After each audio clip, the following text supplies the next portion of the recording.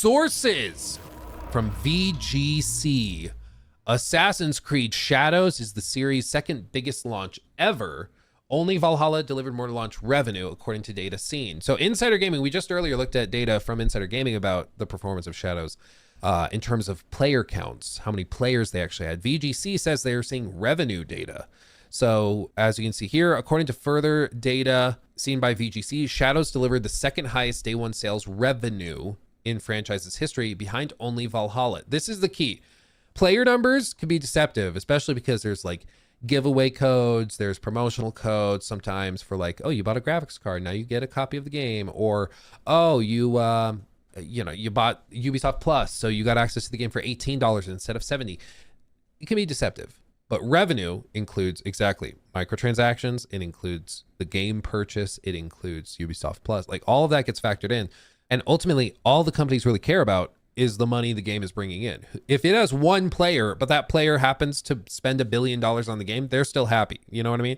So the revenue numbers are very, very telling. They say, notably, it did so launching in March when other series entries arrived during the more lucrative Thanksgiving season, Black Friday period, roughly, and did not benefit from the pandemic boost enjoyed by Valhalla. The pandemic boost was crazy, dude. People were spending so much money on games.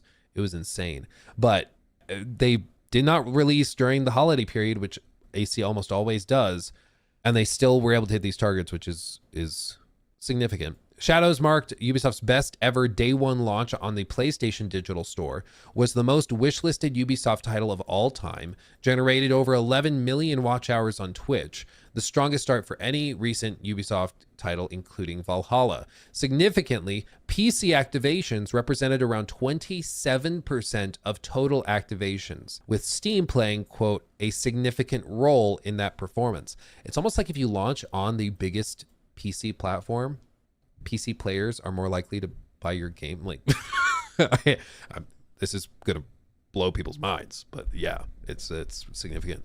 Yeah, they did not require the Ubisoft launcher. They do require a Ubisoft Connect account to have cloud saves, which means that you can play and sync your saves from GeForce Now to Steam to Ubisoft Connect to PlayStation, Xbox, what have you.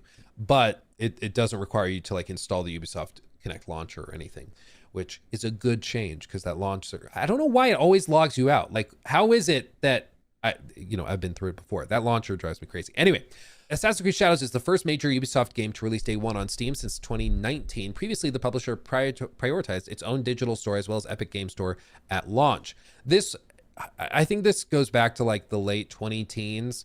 Everybody started doing this. You remember even like Bethesda started doing it with the Bethesda Net launcher. That was the big push they had for Fallout 76. Part of it is that you get to keep a larger chunk. You don't have to pay Steam 30%, which of course they love. The other part of it is that you get to manage your own customer service stuff, which means you don't have to do 2-hour like returns like Steam does. You play the game for an hour and a half. You don't like it, you can return it and get your money back. Bethesda Net launcher didn't have to bother with that, because it's their launcher, and if their policy isn't that, they don't have to worry about that. So like there's all sorts of benefits, scummy and practical, to having your own launcher. But I think finally these companies are realizing beggars can't be choosers. If you don't have the player base, if you don't have people willing to use your launcher, just go to Steam where the players are. Players are on Steam. They will buy your game through Steam because it has protections, because they trust it. Just do that. AC Shadows has faced numerous setbacks and issues over the course of its development, including content leaks. Originally planned for release in November, it was delayed till Valentine's Day and then delayed to 20th. Shadows also arrives during a pivotal moment for the publisher Ubisoft. Following several underperforming releases and worsening financial outlook, Ubisoft said in January it was taking decisive steps to reshape the company and actively exploring various strategic and capitalistic options to unlock the full potential of its assets. It's claimed that Tencent and Ubisoft founding Gamal family are considering the creation of a new venture containing some Ubisoft assets. In VGC's Assassin's Creed Shadows review, they said it was excellent gameplay, compelling narrative, and massive, beautiful world to explore. It's so much better than we expected it to be. Even if it's not the game that saves Ubisoft, it did exactly what it needed to, bringing confidence back to one of modern gaming's biggest and most troubled franchises. Yeah.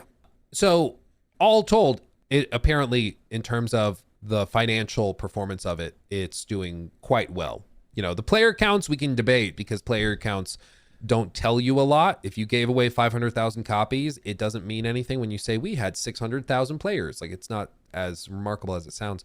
But the revenue numbers are what they're describing in this VGC report, which Insider Gaming did not have access to apparently. And the revenue stats put it above Odyssey and behind Valhalla, which actually tracks with the player counts we're seeing, with Shadows having already surpassed 2.2 million players after just 2 days, with Valhalla hitting 2.5 million on its first day, based on the data that is at least public. So it, again, just seems to be outperforming Odyssey. It's not on the level of Valhalla, underperforming Valhalla, but that is not really surprising. Valhalla was quite the exception. But just another piece of the puzzle there. But again, we'll find out the details, I think, probably in May when they have their next big earnings call, when they describe all of this stuff. And it's during that time period where they probably restructuring, stuff like that.